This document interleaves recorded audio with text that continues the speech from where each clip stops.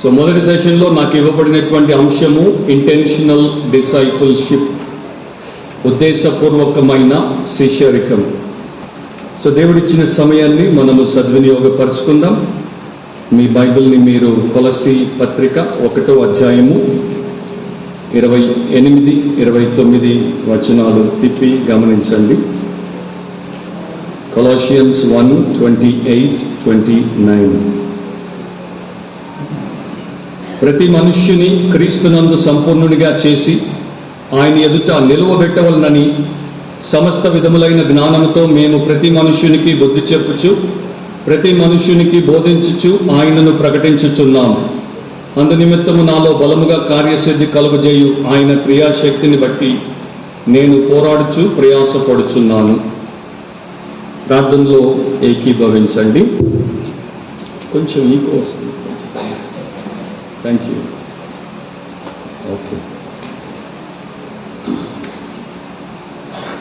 పరిశుద్ధుడు అయిన మా తండ్రి, ఈ దినం మీ దాసులందరము మీ పాద సన్నిధిలో మేముండి మిమ్మల్ని స్తుతించి ఆరాధించడానికి, మీ వాక్యమును ధ్యానపూర్వకముగా వినడానికి, మా జీవితాన్ని పరిశీలించుకోవడానికి, మేము పరిశుద్ధపరచబడ్డానికి, ప్రోత్సహించబడ్డానికి, పటిష్టపరచబడ్డానికి, మీ పరిచర్యలో మీరు మెచ్చినట్లు ప్రతి ఒక్కరము మా ప్రాంతాల్లో మా ప్రజలకు, మా సంఘాల్లో ఫలభరితమైనటువంటి సేవ చేయడానికి మీరు మాకు సహాయం చేయమని ప్రార్థిస్తున్నాం.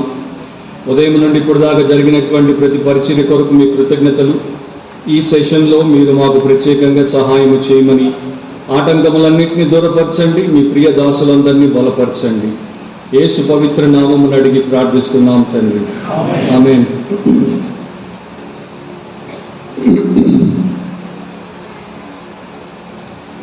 కొలస్సీ పత్రికలో 1వ అధ్యాయము 28, 29 ఆ భాగాన్ని మనకున్నటువంటి సమయంలో మనము వింటాము. అపోస్తలుడైన పౌలు ఆయన గురించి ప్రతి సేవకుడికే కాదు, ప్రతి క్రైస్తవ విశ్వాసికి కూడా బాగా తెలిసే ఉండాలి. యేసుక్రీస్తు ప్రభు తర్వాత బైబిల్ గ్రంథంలో దేవుడికి ప్రియమైనటువంటి, ప్రయోజనకరమైనటువంటి వ్యక్తిగా వాడబడినటువంటి సేవకుడు అపోస్తలుడు పౌలు. ఆయన కొలస్సీ సంఘానికి రాసినటువంటి పత్రికలో దేవుడు ఆయనకి ఇచ్చినటువంటి ఉద్దేశం ఏంటి, దేవుడు ఆయనకి ఇచ్చినటువంటి పిలుపు ఏంటి, దాని గురించి వారికి చాలా స్పష్టంగా ప్రకటిస్తాడు. సో యేసు ప్రభు మత్తయి సువార్త 28వ అధ్యాయం 18 నుండి 20వ వచనం వరకు మనందరికీ తెలిసినట్లు ద గ్రేట్ కమిషన్, గొప్ప ఆదేశం ఏదైతే ఇచ్చాడో దాన్ని అపోస్తలుడైనటువంటి పౌలు బాగా జీర్ణించుకున్నాడు, దాన్నే జీవించాడు. శిష్యులను చేయుడి, సమస్త జనములను శిష్యులుగా చేయుడి అని ఏదైతే ఆదేశాన్ని యేసుప్రభు ఇచ్చాడో దాన్ని చాలా అమోఘమైనటువంటి రీతిలో, ఆశ్చర్యపోయేటువంటి రీతిలో అపోస్తలుడైనటువంటి పౌలు తన జీవిత కాలంలో నెరవేర్చాడు. సో దాన్ని ఏ ప్రకారము చేశాడు, ఎందుకు చేయగలిగాడు, మనము ఏమి నేర్చుకోగలము, మనము ఏ ప్రకారము దాన్ని చెయ్యాలి అనేదంతా కూడా మనకి ఆయన అక్కడ రాసినటువంటి 2 వచనాల్లో మనకు కనబడుతోంది. కొన్నేళ్ల క్రితము ఒక రైల్లో, అంటే ఒక ఎక్స్ప్రెస్ ట్రైన్లో ఇద్దరు ప్రయాణం చేస్తున్నారు. ఒక ఆయనేమో పేరుగాంచినటువంటి కళాకారుడు, ఆర్టిస్ట్, పెయింటర్ ఆయన. ఇంకొక ఆయనేమో అంత పేరు లేనటువంటి ఒక సాధారణమైనటువంటి సంఘ కాపరి, ఒక బైబిల్ బోధకుడు. సో వీళ్ళిద్దరూ ప్రయాణం చేస్తున్నప్పుడు పక్కపక్కనే కూర్చున్నారు. ఈ యొక్క ఆర్టిస్ట్ ఆయన అడిగాడు, మీరు ఏం చేస్తారంటే, నేను చర్చ్ పాస్టర్ని, నేను బైబిల్ ప్రీచర్ని అని ఆయన చెప్పాడు. ఓహో అట్లాగా అని చెప్పి ఒక రకంగా నవ్వాడు. అండ్ నవ్విన తర్వాత ఆయన ఏమన్నాడు, ఈ యొక్క ప్రీచర్ ఈయన అడిగాడు, మీరేం చేస్తారంటే, నేను ఒక ప్రముఖ పెయింటర్ని, కళాకారుని అని చెప్పాడు. తర్వాత ఆయనే, ఆ కళాకారుడే ఈ రకంగా చెప్పాడు, మీలాంటి బైబిల్ బోధకులకి మరి సమాజంలో అంత విలువ లేదు, ఎందుకంటే మీరు చేసేటువంటి పని అంత పెద్ద ఉపయోగకరమైనటువంటిది కాదు అని చెప్పి కామెంట్ చేశాడు. దానికి ఈయన దీనదాసుడు ఏం చేశాడంటే, మరి మీరు అట్లా అనుకోవడము పొరపాటు, ఎందుకంటే నేను మిమ్మల్ని ప్రశ్న అడుగుతాను, దానికి మీరు జవాబు చెప్పండి అన్నాడు. సరే ఏంటో అడగమంటే, మీ యొక్క మూల ఉద్దేశం ఏంటో చెప్పండి, మీ జీవితంలో మీ యొక్క మూల ఉద్దేశం ఏంటో చెప్పండి అంటే, ఆ పెయింటర్ అన్నాడు, నా మూల ఉద్దేశము గొప్ప గొప్ప చిత్రాలు గీయడం అన్నాడు. మంచిదే, మీ మూల ఉద్దేశము గొప్ప చిత్రాలు గీయడం, కానీ నేను ఒక సాధారణమైనటువంటి బోధకుడిగా, సంఘ కాపరిగా నా మూల ఉద్దేశం ఏంటంటే చెడ్డవారిని మంచి మనుషులుగా మార్చడం. నీవు వేసేటువంటి చిత్రాలు ఈ రోజు నుండి రేపు మట్టిలో కలిసిపోతాయి. కానీ నేను ఒక చెడ్డవాడిని యేసు సువార్త ద్వారా మంచివాడిగా మారిస్తే వాడు నిత్యత్వంలో నిలబడతాడు. సో మీ చిత్రాలు, your pictures will perish but people will live for ever అని ఆ ప్రీచర్ ఎప్పుడైతే చెప్పాడో అప్పుడు ఈ యొక్క పెయింటర్కి అర్థమైంది, మీరే నిజము, మీరే ఘనము. ఎందుకంటే నేను గీసేటువంటి చిత్రాలు మట్టిలో కలిసిపోతాయి, కానీ మీరే మనుషుల మీద అయితే పనిచేస్తున్నారో ఆ మనుషులు నిత్యము జీవించేటువంటి వారు, మీ పనే గొప్పది అని చెప్పాడు. సో నేను కూడా ప్రారంభంలో మీకు అందరికీ మరొకసారి వందనాలు చెప్తున్నాను. మీరు చేసే పని చాలా గొప్పది. మీరందరూ దేవుడి చేత పిలువబడ్డారు, మీరందరూ దేవుడి కొరకు పని చేయడానికి ముందుకు వచ్చారు. అండ్ మీరు చేసేటువంటి పరిచర్య దేవుడు మెచ్చేదిగా ఉండాలంటే దేవుడి వాక్యంలో ఆయన నేర్పించినటువంటి విధానంలో అది కొనసాగాలి. అపోస్తలుడైన పౌలు ఇక్కడ కొలస్సీ పత్రికలో రాశాడు శిష్యరికం గురించి. ఒక వ్యక్తిని యేసు ప్రభు సువార్త ద్వారా దేవుడు రక్షించిన తర్వాత పరిశుద్ధాత్మ యొక్క సహాయముతో, పరిశుద్ధ లేఖనాల యొక్క సహాయముతో పరిశుద్ధ సంఘములోనికి అతన్ని తీసుకుని వచ్చినప్పుడు అప్పుడు ఈ యొక్క సంఘ కాపరి, ఈ దేవుని సేవకుడు ఎవరైతే ఉన్నారో ఆ వ్యక్తి ప్రాముఖ్యంగా ఈ వ్యక్తిని శిష్యునిగా, శిష్యురాలిగా తయారు చేయుటకు దేవుడి చేత నియమించబడ్డారు.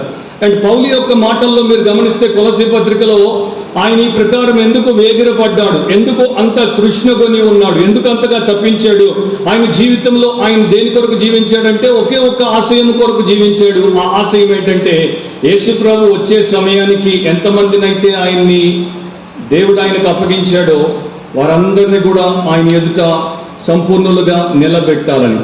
సో ఒకటి, యేసు రాకడ చాలా దగ్గరగా ఉంది. 2, ఆయన ఇచ్చినటువంటి ఆదేశము చాలా పెద్దదిగా ఉంది. 3, చేయాల్సినటువంటి పరిచర్య చాలా చాలా విశిష్టమైనది, లేకపోతే అతి ప్రాముఖ్యమైనది. ఒకడు రక్షించబడిన తర్వాత శిష్యుడవుట అది దేవుని యొక్క చిత్తం. సో మనకి ఉన్నటువంటి 2 వచనాల్లో మీరు మీ యొక్క బైబిల్ని తెరిచే పెట్టుకొని ఉండండి. నోట్స్ రాసుకుంటుంటే రాసుకోండి, కానీ జాగ్రత్తగా వినండి.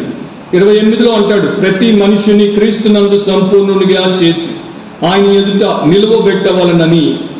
సో మొదటి పాయింట్ ఏంటంటే ద మ్యాండేట్ ఆఫ్ డిసైపుల్షిప్, శిష్యరికపు ఆదేశం. యేసు ప్రభు ఇచ్చినటువంటి ఆదేశమును బట్టి అపోస్తలుడైనటువంటి పౌలు నడింపగించాడు. అండ్ ఆయన నిరంతరము పగలు రాత్రి దేవుడి కొరకు కృషి చేశాడు. ఆయన చేసినటువంటి సేవలో ఆయన ఎదుట పెట్టుకున్నటువంటి ఉద్దేశం ఏంటి? ప్రతి మనుష్యుణ్ణి అంటే దాని యొక్క అర్థము భూమి కింద, క్షమించండి, సూర్యుని కింద భూమి మీద ఉన్నటువంటి ప్రతి మనుషుని అని అర్థం కాదు. ఎంతమందినైతే ఆయనకి దేవుడు అప్పగించాడో, అపోస్తలుల కార్యములు 20వ అధ్యాయంలో పరిశుద్ధాత్మ మీకు అప్పగించినటువంటి మందను మీరు జాగ్రత్తగా మరి నడిపించుటకు అని రాయబడినట్లు తనకు అప్పగింపబడినటువంటి క్రైస్తవ సమాజంలో ఉన్నటువంటి ప్రతి పురుషుణ్ణి కూడా క్రీస్తు నందు సంపూర్ణునిగా చేసి ఆయన ఎదుట నిలువబెట్టుటకు పౌలు ప్రయాసపడ్డాడు. సో డివైన్ మ్యాండేట్, దైవికమైనటువంటి ఆదేశమే ఆయన యొక్క జీవితంలో ఆశయముగా మారింది, ఆయన్ని ముందుకు తీసుకుపోయినటువంటి బలముగా ఉండింది. దాన్ని బట్టి ఆయన గొప్ప సేవ చేశాడు. ఒక క్రైస్తవ కాపరిగా సంఘములో నీ సంఘము చిన్నదైనా, ఒక మోస్తారుదైనా, పెద్దదైనా నీవు సేవ చేస్తున్నప్పుడు నీవెప్పుడూ మరవకూడదు ఏంటంటే సంఘానికి శిరస్సు అయినటువంటి యేసును మరవకూడదు. రెండవది, సంఘములో యేసును పట్టి ఎవరు పోలి జీవించారో అంటే యేసు ప్రకారము ఆయన ఆదేశాన్ని ప్రకారం ఎవరైతే సేవ చేశారో వారిని కూడా మనం మరవకూడదు. సో మనం ఎప్పుడు సురక్షితంగా ఉంటామంటే బైబిల్లో ఆయన మనకిచ్చినటువంటి సేవకులను నిశితంగా చూసినప్పుడు, వారి జీవిత విధానాలను మనము పరిశీలన చేసినప్పుడు, వారి పరిచర్యలు ఎందుకు ఫలభరితంగా ఉన్నాయో మనం తెలుసుకుని ఆ ప్రకారం మనం కూడా పరిచర్య చేయడానికి పూనుకున్నప్పుడు మనం సురక్షితంగా ఉంటాం. కానీ ఈ రోజున సమస్య ఏంటంటే చాలా మంది ప్రస్తుతం ఉన్నటువంటి సేవకులు బైబిల్ని మూతగారు, బైబిల్లో ఉన్నటువంటి దేవుడు, బైబిల్లో ఉన్నటువంటి దేవుడి చిత్తము, బైబిల్లో ఉన్నటువంటి దేవుడి సేవకులు వారు సేవ చేసినటువంటి విధానము, ఆ సేవ మీద దేవుడు ఆమోద ముద్ర వేశాడు, అది గ్యారంటీడ్గా నిత్యమైనటువంటి బహుమానాన్ని పొందేటువంటి సేవ, దాన్ని మనం మూసేసాము.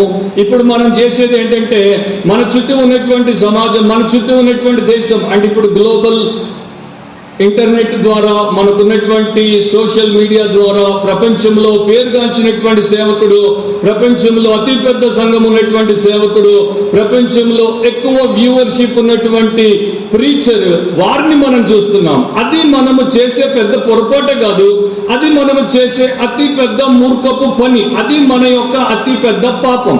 ఎందుకంటే వీరెవ్వరు కూడా గ్యారంటీడ్గా దేవుడి చేత పిలువబడ్డారని కానీ, వీరి సేవ దేవుడి యొక్క దృష్టిలో ఆమోదించబడిందని కానీ, వీరి సేవ రేపు నిత్యము నిలుస్తుందన్నది కానీ గ్యారంటీ లేదు.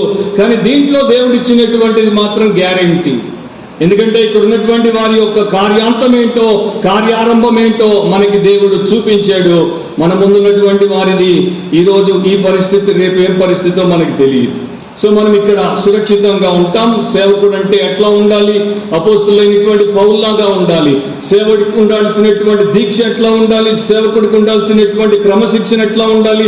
సేవకుడికి ఉండాల్సినటువంటి సమర్పణ ఎట్లా ఉండాలి? సేవకుడికి ఉండాల్సినటువంటి పరిచర్య ఎట్లా ఉండాలి అంటే పౌలు ద్వారా మనము చాలా నేర్చుకోవచ్చు. సో ఆయన ఇక్కడ ఏం చెప్తున్నాడు? ప్రతి మనుష్యుని క్రీస్తునందు సంపూర్ణునిగా చేసి ఆయన ఎదుట నిలవబెట్టవలనని సమస్త విధములైన జ్ఞానంతో మేము ప్రతి మనుషునికి బుద్ధి చెప్పుచు, ప్రతి మనుషునికి బోధించుచు ఆయనను ప్రకటించుచున్నాము. సో పౌలు యొక్క గురి ఏంటి అంటే ప్రతి మనుష్యుడిని ఆత్మీయముగా పెంచాలి, ప్రతి మనుష్యుడిని యేసుక్రీస్తు యొక్క విద్యార్థిగా మలచాలి, ప్రతి మనిషి యేసును వెంబడించేటువంటి యథార్థపరుడైనటువంటి శిష్యునిగా తీర్చిదిద్దాలి. ఇలాంటి ఉద్దేశము ఈ రోజున చాలా చర్చెస్ లో మనకి కనబడదు. ఎందుకంటే చాలా చర్చెస్ దైవికముగా లేవు, అంటే దేవుని చిత్తానుసారంగా పరిచర్య చేయట్లేదు. ఇక్కడ పౌలు చెప్పినటువంటి దాన్ని మనం తీసుకుంటే 3 విషయాలు మనం అక్కడ గమనించవచ్చు. అన్నింటిని నేను వివరించడానికి సమయం సరిపోదు, కానీ ముఖ్యమైనటువంటి అంశములు నేను కొంత వివరణ ఇస్తాను. మొదటిది, ప్రతి ఒక్కడిని అన్నప్పుడు క్రైస్తవుడిగా మారినటువంటి ప్రతి ఒక్కడు, తనకు దేవుడు అప్పగించినటువంటి ప్రతి విశ్వాసిని ఒక్కరిని కూడా విడిచిపెట్టట్లేదు. ఆయన యొక్క సంఘంలో, కొరింథలో సంఘాన్ని స్థాపించాడు. 18 నెలలు పనిచేశాడు. ఆ సంఘంలో ఎంతమంది మెంబర్స్ ఉన్నారో బైబిల్ మనకి చెప్పదు. ఆయన ఎఫెసులో సంఘాన్ని స్థాపించాడు. దాంట్లో ఎంతమంది మెంబర్స్ ఉన్నారో బైబిల్ మనకి లెక్క చెప్పదు. అట్లాంటప్పుడు ఆయనకి ఇవ్వబడినటువంటి వారు 100లో 1000లో మనకి తెలియదు. వారిలో ప్రతి ఒక్కడి మీద దృష్టి పెట్టాడు, వారిలో ప్రతి ఒక్కరి కొరకు పాటుపడ్డాడు, వారిలో ఏ ఒక్కడిని కూడా ఆయన నిర్లక్ష్యము చేయలేదు. ఇది ఒక సేవకుడిగా, ఒక సంఘ కాపరిగా మనమందరము నేర్చుకోవాల్సినటువంటి మొదటి లక్షణం. ఆ ప్రతి మనిషిని దేవుడు ఎందుకు రక్షించాడో ఆ ప్రతి మనిషిని ఆ ప్రకారము దేవుడి కొరకు సిద్ధపరచుటకు పౌలు ప్రతి ఒక్కడి మీద దృష్టి పెట్టాడు. రెండవది, ఆయన ఎదుట నేను వారిని నిలబెట్టాలనుకున్నాడు. అంటే యేసుక్రీస్తు యొక్క రాకడకు మునుపు నేను ఈ పరిచర్యను పూర్తి చేయాలి, ఆయన వచ్చినప్పుడు ఆయన ఎదుట వీరిని నేను ఈ ప్రకారం నిలవబెట్టాలి అనేటువంటి తాపత్రయముతో ఆయన పనిచేశాడు. ఆయన ఎప్పుడు కూడా నేను ప్రతి సంవత్సరము మరి యొక్క రాష్ట్రంలో, ఈ దేశంలో, లేకపోతే టీవీ ఛానల్లో మరి గొప్ప ప్రీచర్గా వారు ఇచ్చేటువంటి అవార్డు పొందాలి అని పరిచర్య చేయలేదు, లేకపోతే నేను అందరి నోట్లో నానాలి అనేటువంటి ఉద్దేశంతో పరిచర్య చేయలేదు. ఆయనకున్నటువంటి ఏకైక ధ్యేయం ఏంటంటే నన్ను ప్రేమించి, నా కొరకు ప్రాణం ఇచ్చి, నన్ను పిలిచి సేవనిచ్చిన ఆ యేసు వచ్చినప్పుడు నాకు అప్పగించబడినటువంటి ప్రతి ఒక్కరిని ఆయన ఎదుట సంపూర్ణుడైనటువంటి వ్యక్తిగా నిలబెట్టాలి. మూడవది, దాని కొరకు ప్రయాసపడ్డాడు. 29లో అంటాడు, అందు నిమిత్తము మరి నేను పోరాడుచు ప్రయాసపడుచున్నాను. ఆయన యొక్క ప్రయాస ఎట్లాంటిదో మనం తెలుసుకోవాలంటే 2వ అధ్యాయము 1-2 వచనాలు కూడా మీరు గమనించండి. మీ కొరకును లవోదికయ వారి కొరకును శరీర రీతిగా నా ముఖము చూడని వారందరి కొరకును నేను ఎంతగా పోరాడుచున్నానో మీరు తెలుసుకొనగోరుచున్నాను. సో ఎవరైతే ఈయనని ముఖమును చూడకుండా ఉన్నారో, అంటే ఈయన వారికి కనబడలేదో, వారిన ముఖాన్ని చూడలేదో, అలాంటి వారి కొరకు ఇంత పోరాడాడు, అలాంటి మనుషుల కొరకు ఇంత ప్రయాసపడ్డాడు. ఇక మనం ఒక క్రైస్తవ సేవకుడిగా, సంఘ కాపురిగా ప్రతి వారము కనీసం 2, 3, 4 సార్లు మన సమాజానికి, అంటే మన కాంగ్రిగేషన్కి మన ముఖాన్ని చూపుతూనే ఉంటాం. అంటే మనం స్టేజ్ ఎక్కి నిలబడతాం, ఎవరికి మన ముఖం మిస్ కాకుండా అందరికీ మన ముఖం స్పష్టంగా చూపుతూనే ఉంటాం. వారి ముఖాలు మనం, మన ముఖాలు వారు చూస్తుంటాం. అయినా కూడా అపోస్తలులైనటువంటి పౌలు పడినంత ప్రయాస మనం పడుతున్నామా? ఇప్పుడే నేను వచ్చేటప్పుడు ఒక వార్త నా ఫోన్లో చూశాను. మన భారతదేశపు రెజ్లర్ వినీష్ ఫోగాట్ అనేటువంటి యువతి, ఆమె మరి ఫైనల్స్లోకి వచ్చింది. మొట్టమొదటి స్త్రీ మల్లయోధురాలు లేకపోతే కుస్తీ పహల్వాన్ అనండి, భారతదేశంలో ఫైనల్లో ఈ రోజున పాల్గొనబోతోంది. ఆమె గెలిస్తే బంగారు పథకం, ఓడితే రజతం అని వారు ఆ న్యూస్ లో చెప్తున్నారు. సో ఇక్కడ ఆమె ఎంత కష్టపడిందో దాని గురించి కూడా ఆర్టికల్లో రాశారు. సో అపోస్తలుడైనటువంటి పౌలు పథకాల కొరకు, బహుమానాల కొరకు ప్రయాసపడి పరిచర్య చేయలేదు, కానీ ప్రతి మనుష్యుణ్ణి యేసుక్రీస్తు ఎదుట ఆయన మెచ్చేటువంటి ఒక శిష్యునిగా, శిష్యురాలిగా నిలుపుటకు అంత ప్రయాసపడ్డాడు. మొదటి తెస్సలోనిక 2వ అధ్యాయము 19-20 వచనాల్లో ఆయన అంతగా ఎందుకు ప్రయాసపడ్డాడో, దేన్ని ఆశించాడో ఆయనే చెప్తాడు. మొదటి తెస్సలోనిక 2:19-20 ఏలయనగా మా నిరీక్షణ అయినను, ఆనందమైనను, అతిశయ కిరీటమైనను ఏది? మన ప్రభు అయిన యేసు రాకడ సమయమున ఆయన ఎదుట మీరే కదా, నిశ్చయముగా మీరే మా మహిమయు ఆనందమునై ఉన్నారు. సో ఆయనకి దేవుడు అప్పగించినటువంటి ఆ సంఘస్థులే ఆయన యొక్క నిరీక్షణ, ఆనందము, అతిశయ కిరీటము. వారే ఆయనకి మహిమ, వారే ఆయనకి ఆనందము. కనుక వారి కొరకు ఆయన అంతగా ప్రయాసపడ్డాడు. అదే మొదటి తెస్సలోనిక 5:23 రాస్తాడు. లేకపోతే ఆయన వారి పట్ల కలిగినటువంటి ప్రార్థన అండ్ ఆశీర్వాదం ఏంటో అక్కడ మనకి బయలుపరుస్తాడు. సమాధానకర్తయగు దేవుడే మిమ్మును సంపూర్ణముగా పరిశుద్ధపరచునుగాక, మీ ఆత్మయు, జీవమును, శరీరమును మన ప్రభు అయిన యేసుక్రీస్తు రాకడయందు నిందారహితముగాను సంపూర్ణముగాను ఉండునట్లు కాపాడబడునుగాక. సో ఎప్పుడైతే ఒక సేవకుడు, ఒక సంఘ కాపరి, ఒక బైబిల్ బోధకుడు ఇంకొక రక్షింపబడినటువంటి వ్యక్తిని శిష్యునిగా, శిష్యురాలిగా తయారు చేయాలని ఆశపడతాడో అప్పుడే అతడు వారిని సంపూర్ణముగా దేవుడి ఎదుట సిద్ధపరిచి పెడతాడు. అండ్ వారి ఆత్మ కొరకు, వారి జీవము కొరకు, వారి శరీరము కొరకు, ఇంగ్లీష్లో ఎట్లా ఉంటుందంటే they are spirit, soul and body, ఆ 3 భాగాలుగా ఉన్నటువంటి వారి యొక్క సంపూర్ణత కొరకు అతడు వారిని తన యొక్క పరిచర్యకు మరి యోగ్యులుగా తీసుకుని వారి మీద పనిచేస్తాడు.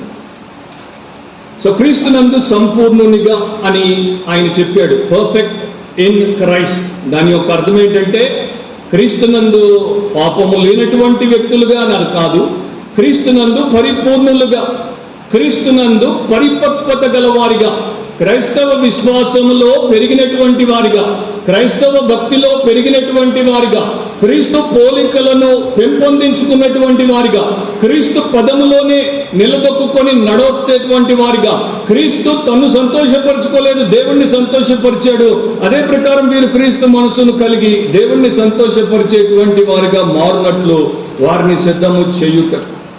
మీరు తులసి 4:12 గమనిస్తే ఆయన యొక్క ఉద్దేశాన్ని ఇంకో రకంగా అక్కడ రాశాడు. మీరు సంపూర్ణులను, ప్రతి విషయములో దేవుని చిత్తమును గూర్చి సంపూర్ణ ఆత్మ నిశ్చయత గలవారునై నిలుకడగా ఉండవలనని అక్కడ రాసుకున్నాడు. సో దేవుడి చిత్తములో సంపూర్ణమైనటువంటి నిశ్చయత కలిగి ఆ రకంగా వారు పెరిగి సంపూర్ణ స్థితిలోనికి రావడము. 3:14 అంటాడు, వీటన్నిటిపైన పరిపూర్ణతకు అనుబంధమైన ప్రేమను ధరించుడి. సో ఈ ప్రకారం పౌలు యొక్క ఉద్దేశం ఏంటంటే యేసుప్రభు చెప్పినట్టు అందరినీ శిష్యులుగా మార్చుట కొరకు ఆయన ప్రయాసపడ్డాడు. ప్రతి చోట సంఘమును స్థాపించి దానిలో సేవ చేశాడు. ఈ రోజున ఉన్నటువంటి క్రైస్తవ సంఘాల్లో 100% ఇలాంటి సంఘాలు మనకి కనిపించవు. ఈ రోజున క్రైస్తవ సంఘాల్లో ఏమి బోధించబడుతోంది, ఏమి ప్రకటించబడుతోంది, ఏమి ప్రదర్శించబడుతోంది మీకందరికీ తెలిసినటువంటి విషయమే కనుక నేను ప్రత్యేకించి చెప్పనవసరం లేదు. 1వ అధ్యాయం కొలస్సీ 1:22 పౌలు అంటాడు, తన సన్నిధిని పరిశుద్ధులుగాను, నిర్దోషులుగాను, నిరపరాధులుగాను నిలువబెట్టుటకు ఆయన మాంసయుక్తమైన దేహమందు మరణము వలన ఇప్పుడు మిమ్మును సమాధానపరచను. సో యేసు ప్రభు మన కొరకు సిలువలో బలియాగమైపోయాడు. మన కొరకు విమోచన కార్యము చేసినప్పుడు త్యాగముగా ఆయన తను తాను అర్పించుకున్నాడు. ఎందుకు అట్లా చేశాడు? మనకు బాడీకి హీలింగ్ని, హెల్త్ని ఇవ్వడానికి కాదు, మన బ్యాంక్ బ్యాలెన్స్ పెంచడానికి కాదు, మనం BMW కార్లలో తిరగడానికి కాదు, అందరికన్నా పైన బలాదూరుగా మనం పేరుగాంచడానికి కాదు, తన సన్నిధిలో మనం పరిశుద్ధులముగా ఉండడానికి, తన ఎదుట మనం నిర్దోషులముగా ఉండడానికి తాను మన వంక చూసినప్పుడు, అగ్ని నేత్రములతో మన హృదయాత్మలను చూసినప్పుడు మనలో అపరాధము కనబడకుండా నిరపరాధులముగా మనం నిలవబెట్టబడ్డానికి యేసుప్రభు సిలువలో అంత గొప్ప కార్యమును చేశాడు. మరి ఆయనైతే ఆ పనిని చేశాడు, ప్రతి ఒక్కరిని రక్షించాడు, మన చేతుల్లో పెట్టాడు. మనము వారిని ఈ ప్రకారము శిష్యులను తయారు చేసేటువంటి సేవకులముగా ఉన్నప్పుడు వారు తయారవుతారని ఆయన మనకి చెప్తున్నాడు. సో ఇది ఉద్దేశపూర్వకమైనటువంటి శిష్యరికం. అంటే దీన్ని మనము ఎరిగినప్పుడు, దాన్ని మనము గుర్తించి దానికి మనల్ని అప్పగించుకున్నప్పుడు మనము శిష్యులముగా మారుతాము, ఇతరులను మనము శిష్యులముగా చేస్తాం. ఒక బైబిల్ కామెంటేటర్, ఆయన చాలా పేరుగాంచినటువంటి బైబిల్ కామెంటేటర్, తన కామెంటరీలో ఇట్లా రాశాడు, నాకు ఒక కుక్క ఉండేది, ఆ కుక్క పేరు రస్టీ. నేను అప్పుడప్పుడు ఆ యొక్క నది దగ్గరికి నడుచుకుంటూ పోయినప్పుడు నా కుక్కను వెంటబెట్టుకొని పోతాను. నేను నది దగ్గర కాసేపు నిలబడినప్పుడు, కూర్చున్నప్పుడు నా కుక్క ఒక పని చేస్తూ ఉంటుంది. అదేం చేస్తుందంటే ఆ ఒడ్డు దగ్గరికి పోయి నదిలో కనబడేటువంటి రాళ్లను అది తీసుకొని నోటుతో ఖర్చుకొని బయటికి తీసుకుని వచ్చి కొంత దూరంలో పెడుతుంది, మళ్ళా పోతుంది, ఇంకొక రాయిని తీసుకుని వస్తుంది, పెడుతుంది, మళ్ళా పోతుంది, ఇంకొక రాయిని తీసుకుని వచ్చి పెడుతుంది. నేను ఎంతసేపు అక్కడ ఉంటానో దాని పని ఒకటే, అక్కడికి పోయి రాయిని తీసుకొని రావడం, ఇక్కడ పెట్టడం. సో నేను అనుకున్నాను, ఈ కుక్క యొక్క ఉద్దేశం ఏంటంటే, దీనికి ఉద్దేశం ఏమీ లేదు, దానికి నచ్చిన పని అది చేస్తోంది, నీటిలో రాయిని తీసుకుని వస్తుంది, ఒడ్డున పెడుతుంది, మళ్ళా పోతుంది, వస్తుంది. సో నాకు అనిపించింది, మా క్రైస్తవ సంఘాల్లో, మా క్రైస్తవ సమాజాలు కూడా చేసేది ఇదే కదా. వారు వారం వారం వస్తారు, మాసం మాసం వస్తారు, సంవత్సరం సంవత్సరం వస్తారు, ప్రతి స్పెషల్ మీటింగ్కి వస్తారు, ప్రతి బైబిల్ స్టడీకి వస్తారు, ప్రేయర్ మీటింగ్కి వస్తారు, ఫాస్టింగ్ మీటింగ్కి వస్తారు, యానివర్సరీకి వస్తారు. కానీ ఎందుకు వస్తున్నారు? వారి ఉద్దేశం ఏంటి? వారి ఉద్దేశము యేసు పోలికలో నేను ఎదగాలి, మారాలి, శిష్యుడిగా ఆయన్ని వెంబడించాలి అన్నదా? లేకపోతే నేను ఒక క్రైస్తవునయ్యాను కనుక నేను ప్రేయర్కి వెళ్ళాలి, నేను బైబిల్ స్టడీకి వెళ్ళాలి, నేను చర్చ్ వర్షిప్కి వెళ్ళాలి, వెళ్ళకపోతే పాస్టర్ గారు ఏమనుకుంటారు, వెళ్ళకపోతే వీళ్ళు అడుగుతారు అనేటువంటి యొక్క చిల్లర విషయాల కొరకు వారు సంఘాలకు వస్తున్నారా? చాలా మంది ఎట్లా ఉన్నారంటే క్రైస్తవులు ఆ కుక్క స్థాయిలోనే చాలా మంది క్రైస్తవులు బ్రతుకుతున్నారు. వారు కూడా ఏం చేస్తున్నారో వారికి తెలియదు. వారి జీవితానికి వారికి ఒక ఉద్దేశం లేదు. సో ఆయన ఏమంటాడంటే, సేవకులు వారికి ఉద్దేశం ఏంటో తెలియజేయాలి, దాన్ని వారికి నేర్పించాలి, అండ్ ఆ క్రమంలో వారిని నడిపించాలి. ఇప్పుడు సేవకుడికే నేను ఇక్కడ ఉన్నది శిష్యులను తయారు చేయడానికి, నేను ఒక శిష్యుడిని అవుతూ ఇతరులను శిష్యులుగా చేయడానికి అనేది తెలియకపోతే, సేవ యొక్క మూలమేంటో తెలియకపోతే, ఆ సంఘాన్ని అతడు ఎందుకు స్థాపించాడో తెలియకపోతే, ఆ సంఘానికి వచ్చేటువంటి వారు ఎంతమంది అయినా సరే వారిని ఏ ప్రకారం తయారు చేస్తాడు? సో ప్రతి మనిషి అని అపోస్తలుడైనటువంటి పౌలు కొలస్సీ పత్రికలో ఆ 2 వచనాల్లో మనం చూస్తే 3 సార్లు పలికాడు. సో ప్రతి మనిషి ఆయనకి ఎంత ముఖ్యమో చూడండి. ఈ రోజున కొంతమంది సేవకులు ఎట్లా ఉన్నారంటే CEO టైపులు అయిపోయారు. వారు కరెక్ట్గా మెసేజ్ టైంకి ఆ యొక్క పుల్పిట్కి వస్తారు, వారి చర్చిలోనే, బయట మీటింగ్ కాదు. బయట మీటింగ్ ఎక్కడి నుండో ప్రయాణం చేసి మెసేజ్ టైంకి వచ్చారంటే దాన్ని మనం ఏం అనలేం. కానీ ఆయన చర్చే, ఆయన ప్రతి వారము నడిపించేటువంటి ఆరాధనకే, ఆయన ఆరాధనకి అందరు 8 గంటలకే వస్తారు. ఆయన మెసేజ్ 9:30 కనుక ఆయన 9:25కి వస్తాడు. ఆయన వచ్చేటప్పుడు ఆయన బైబిల్ని కూడా పట్టుకొని రాడు, ఇంకొక అసిస్టెంట్ బైబిల్ తీసుకుని వచ్చి పుల్పిట్ ముందు పెడతాడు. ఆ యొక్క ఐప్యాడో ల్యాప్టాపో తెరుస్తాడు, ఈయన పెద్ద హీరోలాగా వస్తాడు, టపటపా మాట్లాడతాడు, మళ్ళీ ఈయన నడిచి వెళ్ళిపోతే అసిస్టెంట్ వచ్చి మళ్ళీ ఐప్యాడో ల్యాప్టాపో ముడుస్తాడు, బైబిల్ ముడుస్తాడు, తీసుకొని పోతాడు. ఈ టైపు CEO ఎంతమందిని పట్టించుకుంటున్నాడు? ప్రతి ఒక్కడి మీద దృష్టి పెడుతున్నాడా? ప్రతి ఒక్కడి బాగోగులు చూస్తున్నాడా? ప్రతి ఒక్కడు ఆత్మీయంగా 30%, 60%, 100%, ఏ శాతమో ఎట్లా తెలుసుకుంటాడు? ఎప్పుడు సేవ చేస్తాడు? దాంతో పాటు ఈ రోజున మనకి మల్టీ సైట్ చర్చిలు వచ్చాయి. ఈయన ఒక నగరంలో ఉంటాడు, 4 నగరాల్లో సంఘాలు పెడతాడు, 4 వారాలు ఒక్కొక్క నగరంలో ఉంటాడు. ఈ నగరంలో ఉంటే 3 నగరాలకి స్క్రీన్ మీద ప్రత్యక్షం అవుతాడు. అట్లాంటి సేవకుడు ఎట్లా ఒక్కొక్కడిని దృష్టిస్తాడు? వాళ్ళందరూ ఈయన్ని చూస్తారు, వాళ్ళందరూ ఈయన్ని పెంచుతారు. ఈయన వాళ్ళని ఎవరిని చూడ్డు, ఈయన వాళ్ళందరినీ ఖాళీ చేస్తాడు, కంగాలు చేస్తాడు, ఎవరిని పెంచడు. సో ఎట్లా అయిపోయిందో చూడండి మన సేవ, మన యొక్క జీవన విధానం. సో ఎవ్రీ మ్యాన్ అని పౌలు అన్నప్పుడు ప్రతి ఒక్కడికి వాడు రక్షణ లేని వాడు మన సంఘాలకు వస్తే వారికి సువార్థీకరణ ద్వారా వారిని ప్రభు దగ్గరికి తీసుకొని రావాలి. వారు రక్షించబడితే వారికి మనము వాక్యము అనేటువంటి దేవుడి యొక్క సత్యము ఆ యొక్క విద్య ద్వారా వారిని క్రీస్తు యొక్క విద్యార్థులుగా తీర్చిదిద్దాలి. అండ్ వారిని మనం పరిశుద్ధులుగా తయారు చేయాలి. ఒక వ్యక్తిని పరిశుద్ధునిగా తయారు చేయాలంటే అంత సామాన్యమైనటువంటి పని కాదు. మీరందరూ మరి తండ్రులు తల్లులు మీకు పుట్టినటువంటి బిడ్డలకు చిన్నప్పుడు స్నానాలు చేయించినప్పుడు వాడు ఇట్లా స్లిప్ అవుతాడు, అట్లా స్లిప్ అవుతాడు, మీ చేతిలో జారిపోతాడు. మీరు స్నానం చేసినంత ఎక్స్పీరియన్స్ మీకు వచ్చేస్తుంది. కొంతమంది అయితే కాళ్ళ మీద వేసుకొని ఇద్దరు పడితే కానీ అన్ని వృద్ధి స్నానం చేయించడం కష్టం. నా ఒక ఫిజికల్ గా ఒకరిని శుద్ధి చేయడమే ఇంత కష్టమైతే ఒక ఆత్మీయ రోత ఉన్నాడు, మానసిక రోత ఉన్నాడు, హృదయంలో రోత ఉన్నాడు, జీవితంలో రోత ఉన్నోడిని మనము క్లీన్ చేసి పరిశుద్ధపరచాలంటే అది సామాన్యమైనటువంటి విషయము కాదు. దాని కొరకు మనం ఎంత సమర్పణతో సాధన చేయాలి. మన సేవ ఎంత ఉన్నతమైనది, యోగ్యమైనది. ఎంతో మంది శాంక్టిఫికేషన్ అంటే పరిశుద్ధపరచబడుట అంటే దాని యొక్క అర్థం ఏంటి? నేను యేసు రక్తంలో కడగబడ్డాను, పరిశుద్ధపరచబడ్డాను, నేను అందరికన్నా పరిశుద్ధుడు అని అనుకోవడం కాదు. నిజముగా ఒకడు పరిపక్వత చెందితే వాడు ఎట్లా ఉంటాడంటే అయ్యో నేనెంత దౌర్భాగ్యుడను అనేటువంటి స్థితికి వస్తాడు. ఎందుకంటే వాడికి పరిశుద్ధత అంటే ఏంటో మెల్లగా అర్థమవుతోంది. అతి పరిశుద్ధులైనటువంటి దేవుణ్ణి చూస్తున్నాడు, అత్యంత హేయమైనటువంటి తను తాను చూసుకుంటున్నాడు. కనుక వాడు అనుకుంటాడు నేను ఎంత దౌర్భాగ్యుడను, ఆ పరిశుద్ధ దేవుడి యొక్క మహనీయత ఎదుట నేను ఎంత మురికివాడిగా కనబడుతున్నాను. యెషయా ప్రవక్త అట్లే అన్నాడు, నేను అపవిత్రమైన పెదవులు గలవాడను, అపవిత్రమైన జనముల మధ్య నివసించువాడును, అయ్యో నేను నశించుకుని అన్నాడు. అపోస్తులైన పౌలు అట్లాగే అన్నాడు, అయ్యో నేనంత దౌర్భాగ్యుడను అని.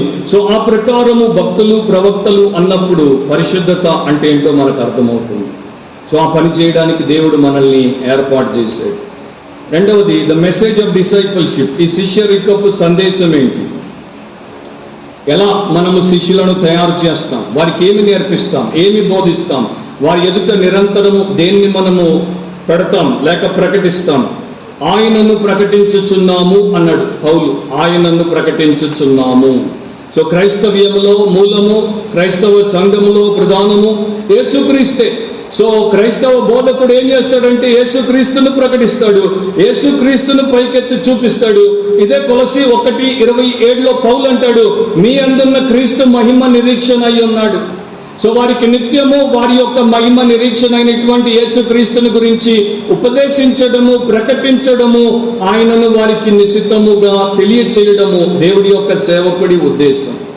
జార్జ్ విట్ఫీల్డ్ అనేటువంటి ఒకప్పటి భక్తుడు ఈ ప్రకారం అనేవాడు, నేను సువార్తను ప్రకటించినప్పుడు నాకన్నా గొప్పగా సువార్త ప్రకటించేటువంటి వారిని నేను చూశాను, కానీ ఏ ఒక్కరు నాకన్నా గొప్ప సువార్త ప్రకటించలేరు. అంటే నాకన్నా సువార్తను వారు గొప్పగా ప్రకటించవచ్చు, కానీ నేను ప్రకటించే సువార్త కన్నా గొప్ప సువార్తను వారు ప్రకటించలేరు. ఎందుకంటే యేసుక్రీస్తు యొక్క సువార్తే అందరూ ప్రకటించాలి. సో సువార్త అనేది అది ఒక వ్యవస్థ కాదు, సువార్త అనేది ఒక సోపాన క్రమము అంటే హైరార్కీ కాదు, లేకపోతే సువార్త అనేది ఒక నియమ నిబంధనలతో కూడినటువంటి ఆచారపు విధానము కాదు, అది ఒక మతము కాదు. సువార్త అంటే యేసుక్రీస్తు అనేటువంటి సజీవుడైనటువంటి విమోచకుడు నీ యొక్క పాపమును క్షమించుటకు ప్రాయశ్చిత్త కార్యము చేశాడు, ఆయన రక్తము కార్చాడు, ఆయన మరణించాడు, సమాధి చేయబడ్డాడు, తిరిగి లేచాడు. ఇక నీవు ఆయన యందు విశ్వాసం ఉంచి ఆయనతో జీవనకరమైన లేక లైఫ్ గివింగ్ సంబంధంలోనికి, రిలేషన్షిప్లోనికి రావాలి. యేసుక్రీస్తుని ఎందుకు ప్రకటించాలంటాడు పౌలు? నేను అదంతా చెప్పను, మీరు రాసుకోండి, తర్వాత ధ్యానించండి.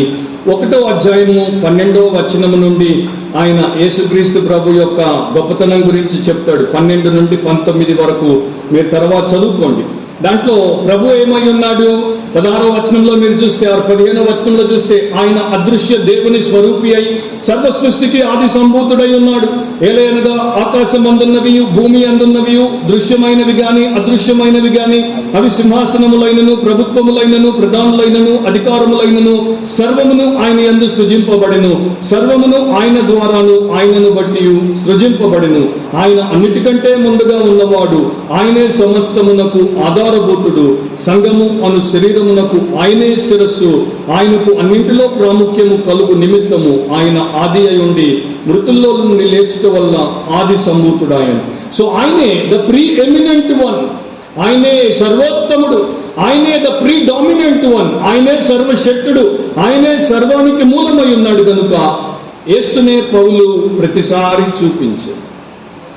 యోహాను సువార్త 12వ అధ్యాయం 21వ వచనంలో ఈ రకంగా ఒక సత్యం మనకి రాయబడింది. వారు గలిలయలోని బెత్సయిదా వాడైన ఫిలిప్పు నొద్దకు వచ్చి, అయ్యా మేము యేసును చూడగోరుచున్నామని అతనితో చెప్పగా. సో కొంతమంది గ్రీకులు ఫిలిప్పు దగ్గరికి వచ్చారు. వారి యొక్క విన్నపం ఏంటి, వారి రిక్వెస్ట్ ఏంటి? అయ్యా మేము యేసును చూడగోరుచున్నాం. సో మనకి ప్రతి వారము మన యొక్క సంఘాలు, మన కాంగ్రిగేషన్స్ మన ముందుకు వచ్చినప్పుడు వారి యొక్క ఉద్దేశము, వారి యొక్క కోరిక, వారి యొక్క ప్రార్థన ఏంటో తెలుసా? అయ్యా మేము యేసును చూడగోరుచున్నాం, మేము యేసు విశ్వాసులము, మేము యేసుకు విధేయులవ్వాలనుకుని వచ్చాం, మేము యేసు వాక్యముతో పెంచబడాలి, మీరు మాకు ప్రతిసారి యేసును చూపించండి. మనం వేసుకోవాల్సిన ప్రశ్న ఏంటంటే, మనం ప్రతిసారి మన సంఘానికి యేసునే చూపిస్తున్నామా, లేకపోతే మనల్ని చూపించుకుంటున్నామా, మరొకరిని చూపిస్తున్నామా, మరొకదాన్ని చూపిస్తున్నామా, లేక యేసులో ఉన్నటువంటి మహోన్నత తత్వాన్ని చూపిస్తున్నామా, యేసులోని మంచితనాన్ని చూపిస్తున్నామా, యేసులో ఉన్నటువంటి కృపా బాహుల్యాన్ని చూపిస్తున్నామా, యేసే సృష్టికర్త అని చూపిస్తున్నామా, యేసే నిన్ను సంధించువాడు అని చూపిస్తున్నామా, యేసే నీ కొరకు సిలువలో రక్తము కార్చి దేవుడికి నీకున్న శత్రుత్వాన్ని తొలగించిన సమాధానకర్త అని చూపిస్తున్నామా? ఆలోచించాలి. సో మీరేం చూపిస్తున్నారు? ఈ రోజుల్లో ఎన్నో చర్చెస్లో పాస్టర్స్ యేసు ప్రభువును చూపించట్లేదు. 2016లో ఒక కాన్ఫరెన్స్ జరిగింది ఒక దేశంలో, థాయిలాండ్ దేశం అది, బ్యాంకాక్ నగరం అది. సో దాదాపు 130 దేశాల నుండి 3100 సంఘ కాపర్లు అండ్ బైబిల్ కాలేజ్ ప్రొఫెసర్లు వచ్చారు అక్కడికి. సో వారి యొక్క సమావేశం 7 దినాలు జరిగింది. దాంట్లో నేనున్నాను, అండ్ నేను కూడా ఒక విద్యార్థిగా ఉన్నాను, బోధకుడిగా కాదు. సో అక్కడ ఉన్నప్పుడు వారు ఏం చెప్పారంటే, మాకు ప్రపంచంలో ఉన్నటువంటి 83% మంది సంఘ కాపర్లకు వాక్యము తెలియదు, వాక్యము బోధించుట రాదు. జాగ్రత్తగా వినండి. 83% of the world's pastors do not know the scripture. They do not know how to interpret the scripture, how to preach the scripture. అంటే 83% మంది ప్రపంచంలో సువార్థికులుగా, సంఘ కాపర్లుగా పనిచేసే వారికి దేవుడి వాక్యము తెలియదు, వాక్యమును ఎలా విభజించాలో తెలియదు, ఎలా ఉపదేశించాలో తెలియదు. అంటే ప్రతి 100 చర్చెస్లో 83 చర్చెస్ వాక్యము తెలియని కాపర్లు అండ్ వాక్యము లేని సంఘాలు.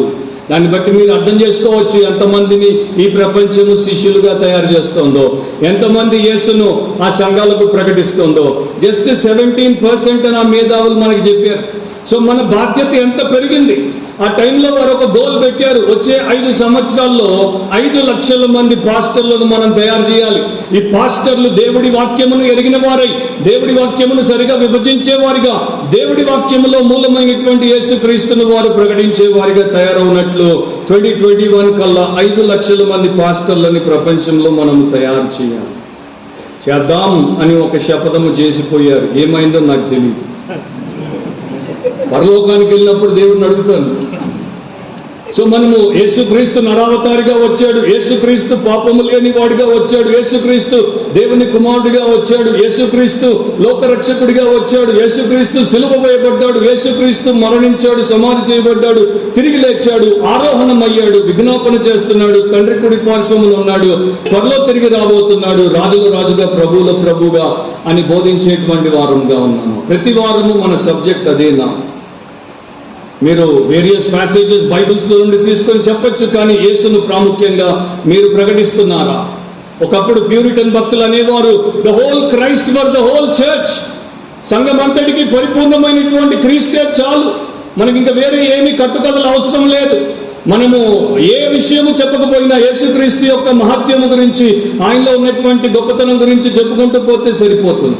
ఒకప్పుడు అట్లా చేసేవారు భక్తులు, కానీ రోజుల్లో అట్లా చేయట్లేదు.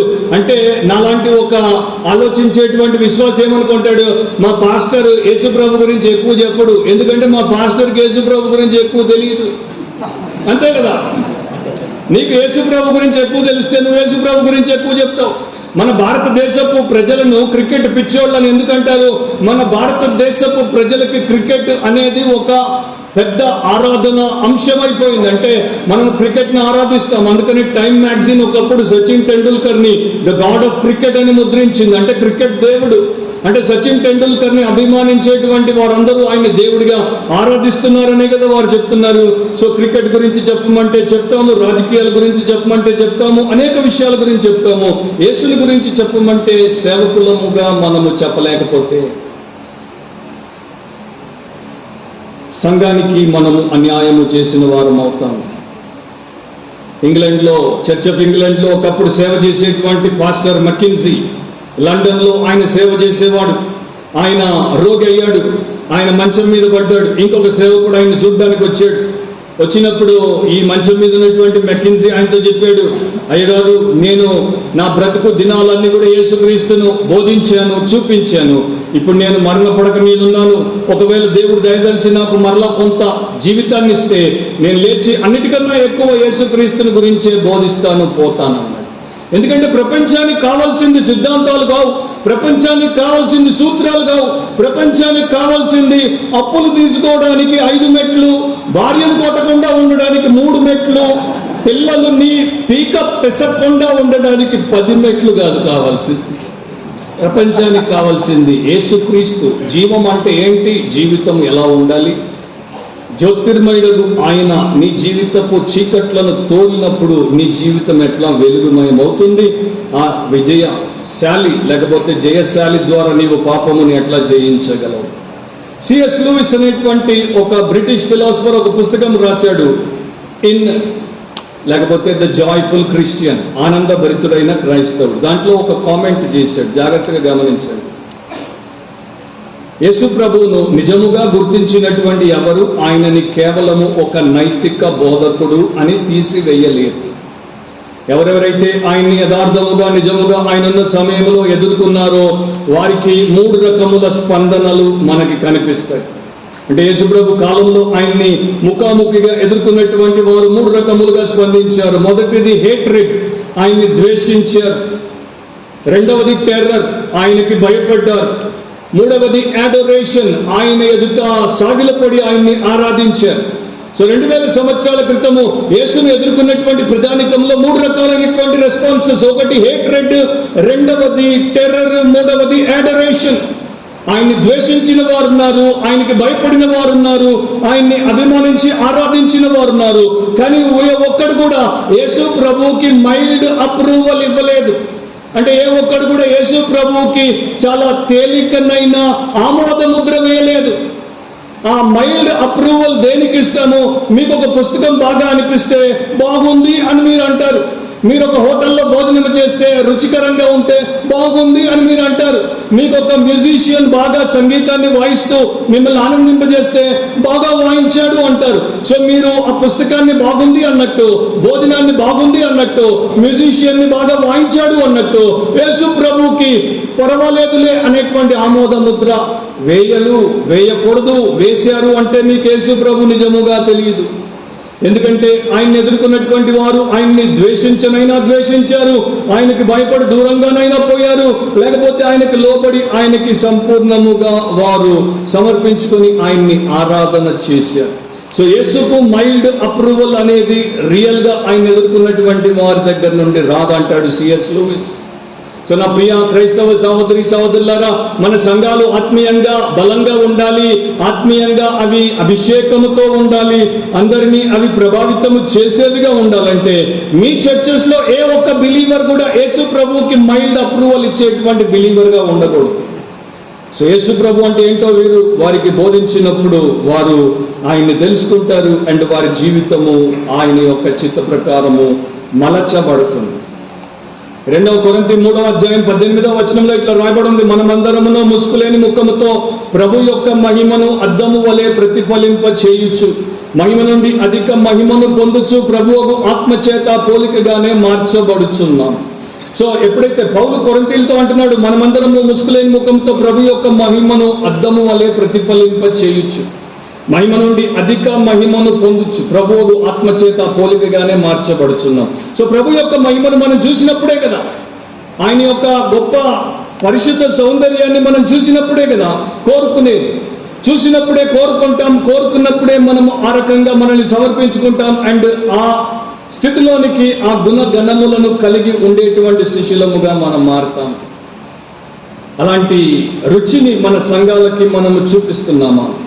క్రీస్తును ప్రకటిస్తున్నామా? క్రీస్తుని కాకుండా మరి ఏమి ప్రకటించినా కూడా అది మనము సంఘానికి, అక్కడికి వచ్చేటువంటి వారికి చేసేటువంటి అన్యాయమే. ఒక తల్లి తన బిడ్డలకి ఇష్టమని చక్కని విందు చేసింది, మీట్ చేసింది, స్వీట్ చేసింది, అందరికీ రాత్రికి ట్రీట్ అని చెప్పింది. అందరు వచ్చారు, తింటున్నారు. చిన్నోడు రాలేదు, చిన్నోడు లేటుగా వచ్చాడు. అందరు తింటున్నారు, వాడు వచ్చి డైనింగ్ టేబుల్ దగ్గర కూర్చున్నాడు, కానీ వాడు తినట్లేదు. తల్లికి అనిపించింది, అందరికన్నా మీద పడి, గిన్నెల మీద పడి తినేవాడు వీడే, ఫస్ట్ ఉడుకుతుంటేనే వచ్చి లొట్టలు వేస్తుంటాడు వీడి కిచెన్లో, వీడేంటి వీడు తినకుండా ఇక్కడ కూర్చున్నాడు అని అనుకుంది. అడిగింది, ఏంటి తినవే అంటే, ఫ్రెండ్ ఇంట్లో బాగా పాప్కార్న్ తినొచ్చా. జస్ట్ వినండి, ఫ్రెండ్ ఇంట్లో కడుపు నిండా పాప్కార్న్ తినొచ్చా. సో ఫ్రెండ్ ఇంట్లో పాప్కార్న్, చీప్ పాప్కార్న్ తినొచ్చాడు కడుపు నిండా. కనుక ఇక్కడ మదర్ చేసినటువంటి మీట్, స్వీట్, ఇంత మంచి ట్రీట్ వాడికి తినే అవకాశం లేదు. సో వారమంతా మన మెంబర్లు లోకంలో వారి చేతుల్లోనే ఉంది ఒక గ్యాడ్జెట్. ఆ గ్యాడ్జెట్కి వీళ్ళు పప్పెట్లు. వారమంతా పగలు లేదు, రాత్రి లేదు, గుడ్లగూబల్లాగా దాంట్లో ప్రతి చెత్త, ప్రతి జదారం, ప్రతి చిల్లర విషయం చూసి చూసి చూసి చర్చకు వస్తారు. అక్కడ కూడా మనము చిల్లర విషయాలే చెప్తూ ఉంటే ఇక వారు నిద్రపోక ఏం చేస్తారు చెప్పండి? లేకపోతే వాడు బైబిల్లో ఫోన్ పెట్టుకొని, నువ్వు బైబిల్ బోధ, బైబిల్ తెరిచి వింటున్నాడని మోసపోతుంటే వాడు బైబిల్లో ఫోన్ పెట్టుకొని వాడు అక్కడ ఇన్స్టాగ్రామ్ రీలో లేకపోతే ఫేస్బుక్ పోస్ట్లో చూస్తుంటాడు. సో వాడికి లోకం ఇవ్వలేనిది మనం ఇవ్వగలిగింది యేసుక్రీస్తు. ఆయన యొక్క మహిమయుక్తమైనటువంటి వాక్య సత్యం. అనేక విషయాలు వాక్యం నుండి మనం చెప్పుకుంటూ పోతే మన 80 ఏళ్ల జీవితం సరిపోదు. మూడవది గమనించండి, ద మెథడ్ ఆఫ్ డిసైపుల్షిప్. శిష్యరికం, ఉద్దేశపూర్వకమైనటువంటి శిష్యరికానికి మనము వినియోగించాల్సినటువంటి విధానం. పౌలు అక్కడ 28వ వచనంలో అంటాడు, సమస్త విధములైన జ్ఞానముతో మేము ప్రతి మనుషునికి బుద్ధి చెప్పుచు, ప్రతి మనుషునికి బోధించచ్చు అంటాడు. 2 పదాలు వినియోగించాడు, బుద్ధి చెప్పుట, బోధించుట. అండ్ ఇది ప్రతి మనిషికి చేస్తున్నాడు.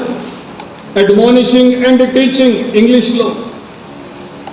సో ఈ 2 క్రైస్తవ సంఘంలో ఉండాలి. శిష్యరికంలో ఈ 2 కీలకమైనటువంటి పాత్రను పోషిస్తేనే శిష్యులు అవుతారు. అండ్ ఇప్పుడు ఏంటి, ప్రాస్పెరిటీ గాస్పెల్ వచ్చింది.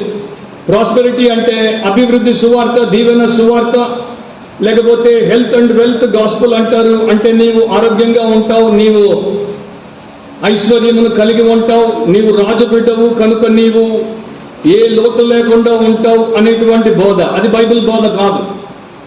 అది బైబిల్లో 1800 సంవత్సరాలు ఎవరు ప్రపంచంలో బోధించలేదు. అది జస్ట్ ఒక 120-130 సంవత్సరాల క్రితం ప్రారంభం అయ్యింది. అండ్ ప్రపంచం అంతా క్యాన్సర్ లాగా పాకింది. అట్లాంటి బోధల్లో ఈ 2 ఉండవు. టీచింగ్ ఉండదు, అడ్మానిషింగ్ ఉండదు. దొంగలాగే వస్తాడు పోతాడు, లోబిలాగానే వస్తాడు పోతాడు, వ్యభిచారి లాగానే వస్తాడు పోతాడు, అండ్ ప్రతి పాపిలాగానే వచ్చిపోతాడు. అది కాదు శిష్యులనుగా తయారు చేయుడు అంటే. సో శిష్యులుగా తయారు చేయట్లో 2 విషయాలు. ఒకటి బుద్ధి చెప్పుట, అడ్మానిషింగ్ అని అంటే దాని యొక్క అర్థం ఏంటంటే వారి మనసులో వేయుట అని కొన్ని సందర్భాల్లో దాన్ని తీసుకోవచ్చు. వారి మనసులో ఏం వేయాలి? మీరు యేసు యొక్క శిష్యులు, మీరు యేసు క్రీస్తు యొక్క బోధంతటిని గైకొని దాన్ని అనుసరించి జీవించినప్పుడే ఆయన శిష్యులుగా స్థాపించబడతారు. కానీ ఇక్కడ కాంటెక్స్ట్లో దాని యొక్క లిటరల్ మీనింగ్ ఏంటంటే వారి యొక్క మనస్సును సరైనటువంటి క్రమములోనికి తెచ్చిపెట్టుట. వారి మనస్సు క్రమము తప్పింది. వారు దేవుడి యొక్క క్రమములో మానసికంగా లేరు, వారి ఆలోచన ప్రకారం లేదు. కనుక వారిని క్రమము తప్పినటువంటి వారిని, క్రైస్తవుల్ని క్రమబద్ధీకరించుట, వారి మనస్సును దేవుడి యొక్క చిత్తానుసారంగా క్రమబద్ధీకరించుట. సో దీని కొరకు మనం బుద్ధి చెప్తాం. సో వారి తప్పు ఏంటో వారికి ఎత్తి చూపుతాము, అది తప్పు అని చెప్తాము, దాన్ని వారు ఎందుకు చేయకూడదో చెప్తాము, దాన్ని ఎలా మానాలో చెప్తాము, అండ్ మానిన తర్వాత ఏ మంచి జీవితాన్ని వారు జీవించాలో చెప్తాము. దీన్ని మనము ఒక సేవకుడిగా వారికి చేసేటువంటి పని. అది ఎట్లా దేవుడి యొక్క వాక్యంలో పౌలు చేశాడో 2-3 వచనాలు నేను మీకు చూపిస్తాను. కానీ ఈ టీచింగ్ చాలా అవసరం. ఇది కరెక్టివ్ మెషర్ అన్నమాట. అంటే వారు తప్పు చేసినప్పుడు వారిని తప్పుదిద్దుట. ఆయన ఎట్లా చేశాడు? కొరింథీ సంఘముతో అంటాడు, 1 కొరింథీ 4వ అధ్యాయం 14వ వచనంలో, ఆయనే వారికి ఆత్మీయ తండ్రి. ఆయన అంటున్నాడు, మిమ్మల్ని సిగ్గుపరచవలనని కాదు కానీ నా ప్రియమైన పిల్లలని మీకు బుద్ధి చెప్పుటకి ఈ మాటలు రాయిచున్నా. ఆయన సువార్త ప్రకటిస్తే, ఆయన యేసుక్రీస్తు సిలువ వేడిన క్రీస్తుని ప్రకటిస్తే కొరింథులో వీరందరినీ దేవుడు రక్షించాడు. వీరందరూ కొరింథు క్రైస్తవులు, సంఘస్థులు. కానీ వారిలో కొన్ని అవకతవకలు ఉన్నాయి, వారిలో లోటుపాట్లు ఉన్నాయి, వారిలో ఆ యొక్క విభజనలు ఉన్నాయి, వారిలో ఈర్ష్య ఉంది, ద్వేషం ఉంది. వారు ఇంకా క్రీస్తునందు పసిబిడ్డల్లాగా, ఎదుగుదల లేని, పరిపక్వత లేనిటువంటి లోకస్తుల్లాగా ప్రవర్తిస్తున్నారు. కనుక వారితో ఏమంటున్నాడు, మిమ్మల్ని సిగ్గుపరచవలనని కాదు కానీ నా ప్రియమైన పిల్లలని మీకు బుద్ధి చెప్పుటకి ఈ మాటలు రాయిచున్నాను. సో ఒక సంఘ కాపరి తన సొంత బిడ్డ తప్పు చేస్తే ఎట్లా బుద్ధి చెప్తాడో, తన ఆత్మీయ బిడ్డలు కూడా తప్పు చేసినప్పుడు బుద్ధి చెప్పే స్థితిలో ఉండాలి. అట్లాంటి స్థితిలో ఉండాలంటే బోధకుడు మొదట బ్రతికేవాడిగా ఉండాలి, తర్వాత వాడు ఇతరులకు బుద్ధి చెప్పే అధికారాన్ని కలిగి ఉంటాడు. మొదటి దశలోనిక 5:14 బోధకులే కాదు సంఘంలో ఉన్నటువంటి విశ్వాసులు కూడా ఈ పరిచర్య చేయాలని బైబిల్ చెప్తోంది. సహోదరులారా, మేము మీకు బోధించినది ఏమనగా అక్రమముగా నడుచుకుని వారికి బుద్ధి చెప్పుడి, ధైర్యము చెందిన వారిని ధైర్యపరచుడి, బలహీనులకు ఊతయ్యుడి, అందరి ఎడల దీర్ఘశాంతము గలవారై ఉండుడి. సో నేను ఒక సంఘ కాపరిగా అట్లా బుద్ధి చెప్తుంటేనే కదా నా ప్రజలు కూడా, ఓహో ఇట్లా ఎవరైనా నా సహోదరుడు తప్పు చేస్తే, నా ఇంటి వారు, నా సంఘం వారు తప్పు చేస్తే వారికి నేను బుద్ధి చెప్పాలి, నేను బుద్ధి కలిగి బ్రతికితే వారికి బుద్ధి చెప్పాలి అనేటువంటిది వారు కూడా నేర్చుకుంటారు కదా. సో నేను డిసైపుల్ అయ్యాను, వారిని డిసైపుల్గా చేస్తే వారు ఇతరులను డిసైపుల్గా చేస్తారు కదా. ఆ డిసైపుల్షిప్, రిప్రొడక్షన్, డిసైపుల్ మల్టిప్లికేషన్ అనేది ఆ రకంగా జరగాలని దేవుడు ఉద్దేశించాడు కదా. రోమ 15:14 అంటాడు పౌలు, నా సహోదరులారా మీరు కేవలం మంచివారును సమస్త జ్ఞాన సంపూర్ణులను ఒకరికి ఒకరు బుద్ధి చెప్ప సమర్థులనై ఉన్నారని. నా మట్టుకు నేను మిమ్మల్ని గురించి రూఢిగా నమ్ముచున్నాను. మనలో ఎంతమంది మన చర్చెస్లో ఉన్న మెంబర్స్ గురించి ఈ స్టేట్మెంట్ చేయగలం, మీలో ఒకరికొకరు బుద్ధి చెప్పే సామర్థ్యం గల వారు ఉన్నారని నేను నమ్ముచున్నానని మనలో ఎంతమంది చెప్పగలరు? చెప్పే స్థితి మనలో చాలా మందికి లేదు. అండ్ నాకు తెలుసు, బుద్ధి చెప్తే మనుషులకు ఇష్టం ఉండదు, కరెక్షన్ ఎవరికి ఇష్టం ఉండదు. వారిని తప్పుదిద్దపోతే వారు మన మీదికి మరి వ్యతిరేకులై తిరిగి వస్తారని నాకు తెలుసు. కానీ అది దేవుడు మనల్ని చేయమంటున్నాడు. ఒకప్పుడు భక్తి పుర్రాలు హెన్రియటా మియర్స్ అనేటువంటి భక్తి పుర్రాలు ఉండేది. ఆమె మరి చాలా చక్కగా దేవుడి చేత వాడబడింది, చాలా మందిని ప్రేరేపించింది. కానీ చాలా స్ట్రిక్ట్ పర్సన్. ఆమె ఎంతగా ప్రేమించేదో అంతగా బుద్ధి చెప్పేది, అంతగా ఖండించేది, అంతగా క్రమశిక్షణ పెట్టేది. ఆమె గదిలోనికి వచ్చినప్పుడు ఆమె ప్రెజెన్స్, అంటే ఆమె వచ్చినప్పుడు ఆమె యొక్క సన్నిధి మనుషులకు ఎట్లా అనిపించేదో తెలుసా? నువ్వు ఎక్కడికి పోయి వచ్చావు, నేను నిన్నే ఎదుగుతున్నా, నీ గురించే నేను కనిపెడుతున్నా అన్నట్టు ఉండేది. అంటే పిల్లోడు లేట్గా వస్తే ఫాదర్ గబ్బర్ సింగ్ అనుకోండి, ఇంట్లో ఫాదర్ చూస్తాడు చూడండి, ఆ యొక్క చూపు, గబ్బర్ సింగ్ చూపు, ఎక్కడ పోయి వస్తున్నావు నాయన, వాడికి వణుకు వచ్చేస్తా చూడండి. అట్లా అంటే వీళ్ళ ముందు మనము తప్పులు చేస్తే ఊరుకోరు అనేటువంటి మెసేజ్ ఇచ్చేది.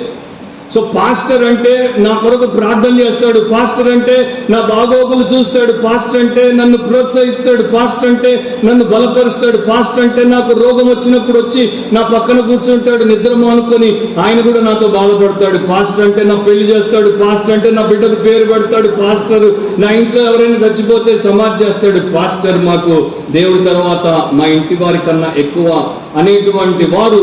పాస్టర్ నన్ను తప్పు పడతాడు, నేను తప్పు చేస్తే నా వీపు పగలబడతాడు అని నిజంగా కొట్టొద్దు.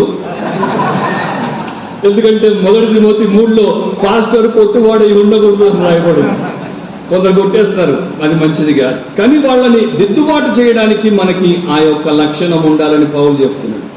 పాత నిబంధనలో ఏలి అనేటువంటి ఒక యాజకుడు చాలా పెద్ద పొరపాటు చేశాడు. తన 2 కుమారులు చెడిపోయి దుష్టత్వం చేస్తుంటే అది దేవుడి ద్వారా అతనికి తెలియజేయబడినా కూడా అతడు వారిని నిజంగా నివారించలేదు.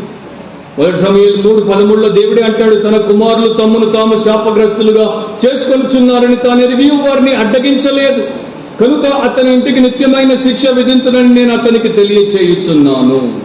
సో ఏలి తన కుమారుల పాపములను చూసి చూడనట్టున్నాడు, బుద్ధి చెప్పలేదు, ఏదో జస్ట్ ఒక స్టేట్మెంట్ చేసి వదిలేశాడు, వాళ్ళు మారలేదు, వారు చచ్చిపోయారు. జస్ట్ ఈ మధ్య నేను ఎప్పుడు మా చర్చికి చెప్తూనే ఉంటాను, ఇది చేయడం క్రైస్తవ విధానం కాదు, అది చేయడం క్రైస్తవ విధానం కాదు.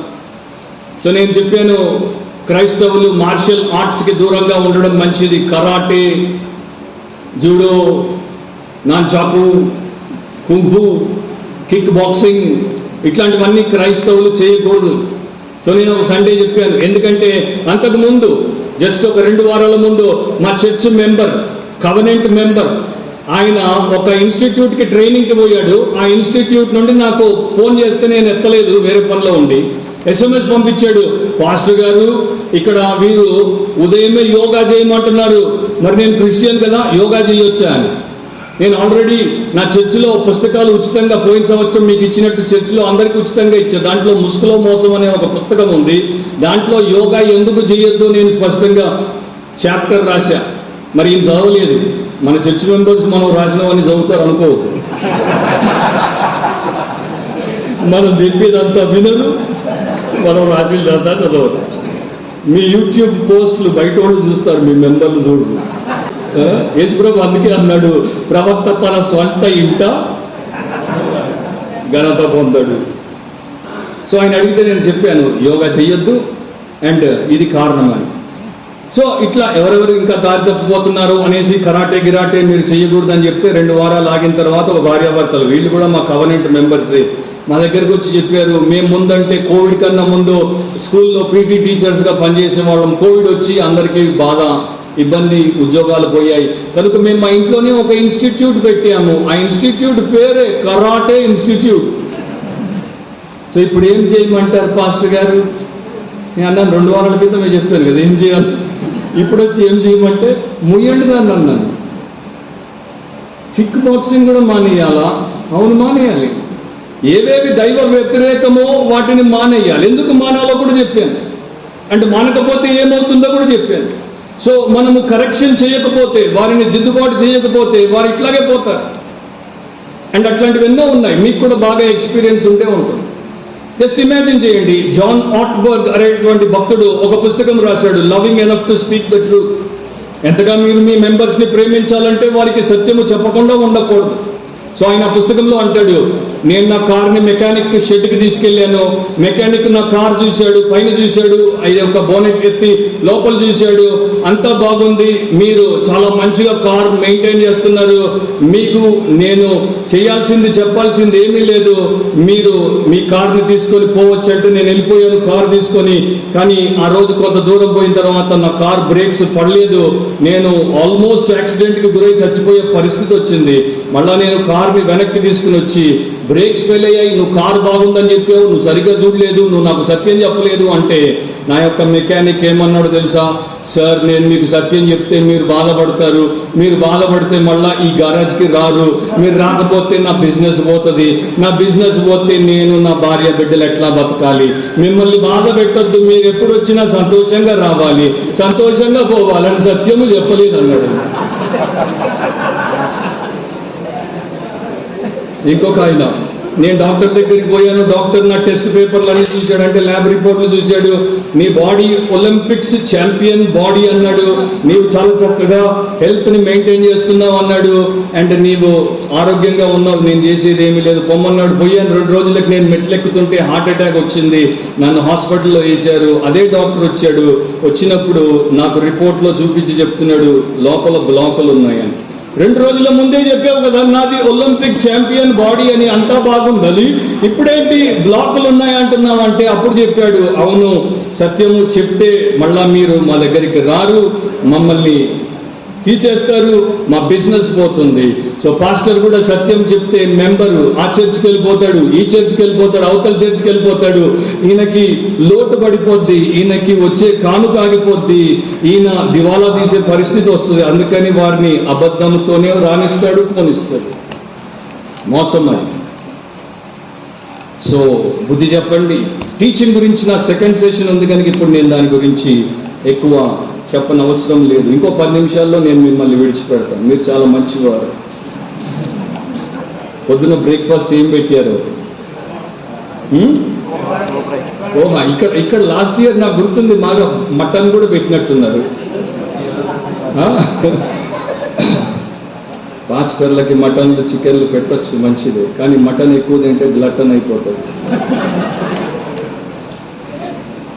మీరు ఎంత కావాలో అంత తినండి, మంచి ఆహారం తీసుకోండి, మీరు ఆరోగ్యంగా బలంగా ఉండండి, కానీ చురుకుగా ఉండండి.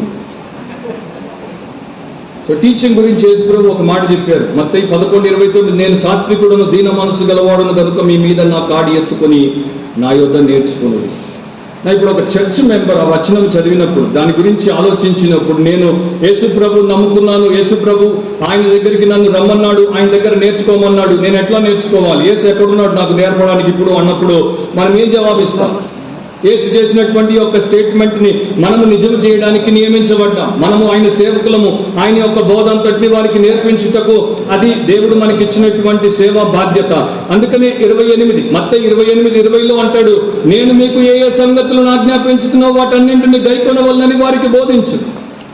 సో యేసు దగ్గర నేర్చుకోవడం అంటే సంఘ కాపర్ల ద్వారా నేర్చుకోవడమే, సంఘానికి దేవుడు ఇచ్చినటువంటి ఉపదేశకుల ద్వారా నేర్చుకోవడమే. వారే నేర్పించకపోతే సో సత్యాన్ని మనము నేర్పించేటువంటి వారముగా ఉండాలి. ఏమి బోధించాలో నేను తర్వాత చెప్తాను. కానీ ఒకటి గుర్తుపెట్టుకుందాం, ఈ టైంలో ఎక్కువ శాతము ఫెల్ట్ నీడ్స్ ప్రీచింగ్ టీచింగ్ ఉంది. ఫెల్ట్ నీడ్స్ అంటే వీరికి యొక్క అవసరత ఉంది, వీరు దాంతో బాధపడుతున్నారు, విలవిల్లాడుతున్నారు, మనం ఈ అవసరత తీర్చాలి అనేటువంటి బోధకులు ప్రసంగికులే ఎక్కువైపోయారు. సో ఈ ఫెల్ట్ నీడ్స్ అన్ని కూడా మన భౌతిక పరమైనవే, ఇహపరమైనవే, శరీర సంబంధమైనవే, మానసికమైనవే, ఆర్థికమైనవే. ఈ ఫెల్ట్ నీడ్స్ ఆత్మ సంబంధమైనవి కానే కావు. కానీ మనకి అసలు ఫెయిత్ నీడ్స్ ఉన్నాయి. ఆత్మకి విశ్వాసము, ఆత్మకి విధేయత, ఆత్మ విజయములు సాధించుట, ఆత్మ వర్ధిల్లుట, ఆత్మ వికసిల్లుట. ఇది దేవుడు మన కొరకు ఏర్పాటు చేసినటువంటి విధానం. అంటే రోమా 10:17 ఒక మాట ఉంది, కాగా వినుట వలన విశ్వాసం కలుగును. ఏం వినుట వలన? క్రీస్తుని గురించిన మాట వలన. సో నేను ఎప్పుడు ఫెల్ట్ నీడ్స్ గురించే బోధించి, ఇప్పుడు ఈ మధ్య ఒక ఆయన చెప్పాడంటే, ఎవరు నాకు ఒక వాట్సాప్లో ఒక క్వశ్చన్ పంపారు, బ్రదర్ ఒక ఆయన చెప్తున్నాడు, 7 వారాలు నేను ఇచ్చిన అటుపండు తింటే నీకు పిల్లలు పుడతారని, నిజమా ఇది అని? నిజమా అది? మనం చెప్పొచ్చు అట్లా? నేను ఒక హిందువుగా పుట్టాను, హిందువుగా పెరిగాను, తర్వాత దేవుడి కృప ద్వారా రక్షించబడి క్రిస్టియన్ అయ్యాను అంటే అది చాలా పెద్ద మోసం. అది మా హైదరాబాద్లో హ్యాబిట్స్లో ఎమరల్డ్ హోటల్ అనే హోటల్ ఇప్పటికి కూడా ఉంది. నేను హిందూగా ఉన్నప్పుడు ఆవిడ పేపర్ చదువుతుంటే దాంట్లో ప్రతి శని ఆదివారాలు అక్కడికి హిందూ గురువులు వచ్చేవారు. హోటల్లో ఉదయం నుండి సాయంత్రం దాకా ఉండేవారు. మీకున్న కష్టాలు, మీకున్న దుఃఖాలు, మీకున్న అప్పులు, మీకున్న రోగాలు, మీకున్న దయ్యాలు అన్నింటినీ ఇక్కడికి వచ్చింత ఫీజు కట్టి మాతో కలిస్తే పూజ చేస్తాం, పోతాయి అనేవారు. ముల్లాలు కూడా అదే హోటల్లో ఉండేవారు. శని ఆదివారాలు మీరు వచ్చి ఇంత కడితే మేము మంత్రం వేసి ఆ బడితే కొడతాము, అన్నీ పోతాయి అనేవారు. అండ్ నాకు ఇప్పుడు అదే గుర్తుకొస్తోంది, వాళ్ళిద్దరిని మించి బీట్ చేసినటువంటి వాళ్ళు మా క్రిస్టియానిటీలో ఉన్నారు. అది ఎంత మోసం అది. సో మన దగ్గరికి నమ్ముకొని ఆత్మను అప్పగించుకొని వచ్చినటువంటి వారికి మనం ఏం నేర్పిస్తున్నాం? పౌలు ఏం చెప్పాడు? ఎంత శ్రేష్టమైన మాట, చాలా ఉన్నాయి కానీ ఒకటి నాకు ఇష్టమైంది మీకు చెప్తాను. అదేంటి? ఫిలిప్పీ 4:8 మెట్టుకు సహోదరులారా, ఏ యోగ్యత అయినను మెప్పైనను ఉండిన ఎడల ఏవి సత్యమైనవో, ఏవి మాన్యమైనవో, ఏవి న్యాయమైనవో, ఏవి పవిత్రమైనవో, ఏవి రమ్యమైనవో, ఏవి ఖ్యాతి గలవో వాటి మీద ధ్యానం ఉంచుకొనుడి. సో ఫిలిప్పీ క్రైస్తవులకు ఆయన చెప్తున్నాడు, మరి అవి ఏంటో వారికి తెలియాలి కదా. సత్యమైనవేంటో, మాన్యమైనవేంటో, న్యాయమైనవేంటో, పవిత్రమైనవేంటో, రమ్యమైనవేంటో, ఖ్యాతి గలవేంటో వారికి ఆయన బోధించి ఇవి అని చెప్తేనే కదా వాటి మీద వారు ధ్యానం ఉంచేది. సో వాటి మీద వారు ధ్యానం ఉంచకపోతే వారు యేసు లేక దేవుడు మెచ్చేటువంటి జీవితాన్ని వారు జీవించలేరు. సమస్త విధములైన జ్ఞానముతో నేను వీరికి బోధించచ్చు అని పౌలు కొలసీలకు రాశాడు. మరి అట్లా క్రైస్తవ సేవకులు చేయకపోతే అది చాలా చాలా అన్యాయం, మోసం. నా ప్రియ సంఘ సేవకులారా, సంఘ కాపర్లారా, శిష్యులను తయారు చేయుటకు పిలువబడిన వారులారా, మీ బాధ్యత ఏంటి? మీరు శిష్యులను తయారు చేయుటకు ఉద్దేశపూర్వకంగా దేవుడి చేత నియమించబడ్డారు. శిష్యులు ఏ విధానంలో తయారు చేయబడాలో మీరు విన్నారు, శిష్యులకు ఏమి బోధించాలో మీరు విన్నారు. అండ్ వారు దాని కొరకు ఎంత ప్రయాసపడాలో ఒక మాట చెప్పి నేను ప్రార్థన చేస్తాను. 29 పౌలు అంటాడు, అందు నిమిత్తము నాలో బలముగా కార్యసిద్ధి కలుగజేయు ఆయన క్రియాశక్తిని బట్టి నేను పోరాడుచు ప్రయాసపడుచున్నాను. సో దీని కొరకు తన జీవితాన్ని ఆయన సమర్పించుకున్నాడు. 2 మాటలు చెప్పాడు. ఒకటి పోరాటం అంటాడు, ఇంకొకటి ప్రయాసం అంటాడు. పోరాటం అంటే ఒక అథ్లీట్ ఆ యొక్క పతాకము కొరకు ఎంత మరి తన యొక్క నరమును ఎట్లా మరి ఎక్స్పాండ్ చేసి ఎంతగా ప్రాణం పోయినంతగా ఫైట్ చేస్తుందో ఆ ప్రకారం చేయడం. సో పౌలు అలా దీని కొరకు వేదనకు గురయ్యాడనమాట. అండ్ పౌలు జీవితం సాఫీగా సాగలేదు. పౌలు జీవితంలో విపరీతమైనటువంటి వ్యతిరేకతను ఎదుర్కొన్నాడు. చాలా మంది ఆయన బోధను తృణీకరించారు. కొందరైతే ఆయన ప్రాణాలు తీద్దామని ప్రయత్నము చేశారు. ఆయన ఏ సంఘాలనైతే స్థాపించాడో ఆ సంఘాల్లోనికి అబద్ధ బోధలు, మత భేదాలు వచ్చాయి. ఆయన చాలా ప్రయాణాలు చేయాల్సి వచ్చింది. దీర్ఘకాలము ప్రయాణాలు, దూర ప్రయాణాలు, కాలినడక ప్రయాణాలు, ఓడ ప్రయాణాలు అండ్ ప్రమాదాల్లో పడి ప్రయాణాలు చేశాడు. జైల్లో ఉన్నాడు. నేను పౌలు యొక్క మిషనరీ యాత్రలు చేసినటువంటి స్థలాలు దాదాపు 81% తిరిగాను. ఆ దేశాలు, ఆ ప్రాంతాలు. అండ్ ఇటలీలో, రోమ్లో మ్యామర్టైన్ ప్రిజన్, ఆ రోమ్ నడిగొడ్డున ఆ యొక్క భూగర్భ సొరంగములాగా ఉంటుంది. అందులో ఆ యొక్క భూగర్భ చెరసాలలో పేతురును పెట్టారు, పౌలుని పెట్టారు. దాంట్లోనికి వెళ్ళి అక్కడ నిలబడి కొన్ని నిమిషాలు అక్కడ ఉన్నప్పుడు నేను అనుకున్నాను, దీంట్లో ఆయన ఎంత కాలం ఉన్నాడు, నేను కొన్ని నిమిషాలకి ఎప్పుడు బయటికి పోదామా అనుకుంటున్నాను. అంతబడి కూడా ఆయన దాన్ని విడిచిపెట్టలేదు. అండ్ ఇక ఆయన శారీరకంగా, మానసికంగా, సామాజికంగా, ఆత్మీయంగా అనేక రకాలుగా హింసలు పడ్డాడు. అయినా కూడా ఆయన తట్టుకున్నాడు. ఆయన ప్రయాసం ఒక్కటే, నేను దేవుడి కొరకు ప్రతి మనుష్యుణ్ణి క్రీస్తునందు సంపూర్ణునిగా చేయాలి, ఆయన ఎదుట నిలవబెట్టాలి, ప్రతి మనుషునికి బుద్ధి చెప్పాలి, ప్రతి మనుషునికి బోధించాలి. దాని కొరకు నేను ఎంత దూరమైనా ప్రయాణం చేస్తాను, దాని కొరకు ఎంత భారమైనా మోస్తాను, దాని కొరకు ఎంత వెలైనా చెల్లిస్తాను. అది నీ జీవితమా నా ప్రియ సహోదరి, సహోదరుడా? ఫిలిప్పీ 2:16 ముగిద్దాం. ఏమంటాడు వినండి. అట్టి జనం మధ్యను మీరు జీవవాక్యము చేతబట్టుకొని లోకమందు జ్యోతుల వలె కనబడుచున్నారు.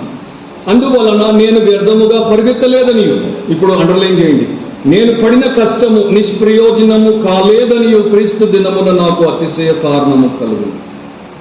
నేను వ్యర్థముగా పరిగెత్తలేదు, నేను పడిన కష్టము నిష్ప్రయోజనము కాలేదు. సో మీరు ఈ ప్రకారము ఉద్దేశపూర్వకమైనటువంటి శిష్యరికపు సేవను చేస్తే మీరు వ్యర్థముగా పరిగెత్తరు, మీరు పడిన కష్టము నిష్ప్రయోజనము కాదు. మార్టిన్ లూథర్ చాలా కష్టపడ్డాడు, ఏకాకిగా ఒంటరి పోరాటం చేశాడు. కొన్నిసార్లు ఆయన ఎంత అలసిపోయేవాడంటే ఎగ్జాస్ట్ అంటారు చూడండి, మొత్తం అంతా బలమంతా పోయేది, బలం ఉడిగిపోయింది అంటారు చూడండి, వచ్చేట్ల మంచం మీద పడేవాడు. డిఎల్ మూడీ సేవ చేసి వెనక్కి వచ్చినప్పుడు కొన్నిసార్లు రాత్రిపూట మోకరిల్లి ప్రార్థన చేయడానికి కూడా చేతనయ్యేది కాదంట. బెడ్ మీద పడి లార్డ్ ఐఎమ్ టైర్డ్ ఆమేన్ అని నిద్రపోయేవాడంట. వెంటనే 2వ నిమిషానికి గొరక బయటకు వచ్చేదంట. అంత కష్టపడుతున్నామా మనం దేవుని కొరకు? అంటే ఇదంతా అందునిమిత్తము నాలో బలముగా కార్యసిద్ధి కలుగజేయు ఆయన క్రియాశక్తిని బట్టి అంటాడు. సో దేవుని యొక్క శక్తిని బట్టి ఆయన ఇంతగా చేయగలిగాడు. నీవు కూడా చేయగలవు, నేను కూడా చేయగలను. అంటే మనము బ్రతికినంత కాలము దేవుడు మనకి ఇచ్చినటువంటి ప్రతి అవకాశంలో ఆయన కొరకు మన ఎదుట ఉన్న ప్రతి ఒక్కరిని శిష్యులనుగా చేయుట, ఉద్దేశపూర్వకంగా మనము శిష్యులముగా ఎదుగుచు ఇతరులను శిష్యులుగా తయారు చేయుట దైవ చిత్తం. తలంచండి అండ్ కళ్ళు మూసుకోండి, ప్రార్థనలో ఏకీభవించండి. తర్వాత మీకు విరామం ఉన్నప్పుడు నింపాదిగా మీరు విన్న వర్తమానాలు నెమరు వేసుకొని మీ జీవితానికి వాటిని అప్లై చేసుకోండి, మెరుగుపడండి, దేవుడిని మహిమపరచండి, అనేకులకు మీరు మేలుకరమైన మాదిరిగా ఉండండి. పరిశుద్ధమైన మా తండ్రి, నన్ను మమ్మను ఈ విషయంలో క్షమించండి. ఎందుకంటే మేమందరం కూడా ఈ విషయాల్లో ఫెయిల్ అయ్యాం. మేము అనేక సందర్భాల్లో నీ కొరకు శిష్యులను తయారు చేయుట అనే ఆ యొక్క గొప్ప ఆధిక్యతను విస్మరించాం. మాకు ఇవ్వబడిన పరిశుద్ధ పరిచర్యను మేము తృణీకరించాం, నిర్లక్ష్యం చేశాం, మాకు తోచినట్టు సేవ చేయబోయాం, వీరిని వారిని కాపీ కొట్టబోయాం. మమ్మల్ని క్షమించండి, కనికరించండి. యేసు రక్తంలో కడిగి పవిత్రపరచండి. పరిశుద్ధాత్మతో మమ్మల్ని మరొకసారి మీరు బలపరచండి. మాకు మీ మాదిరి అండ్ మీ దాసులు అపోస్తలులైన పౌలు మాదిరి చాలు. ఆ ప్రకారం మేము మీ సేవ చేసి మిమ్మల్ని ఘనపరచుటకు మాలో ప్రతి ఒక్కరికి కృప దయచేయండి. మా ప్రియులందరినీ, వారి కుటుంబాలను, వారి సంఘాలను, వారి సేవలను దీవించమని ఈ యొక్క పాస్టర్స్ కాన్ఫరెన్స్ని మీకు ప్రీతికరముగా, అందరికీ ప్రయోజనకరముగా చేయమని యేసు శక్తిగల నామమున ప్రార్థిస్తున్నాం తండ్రి.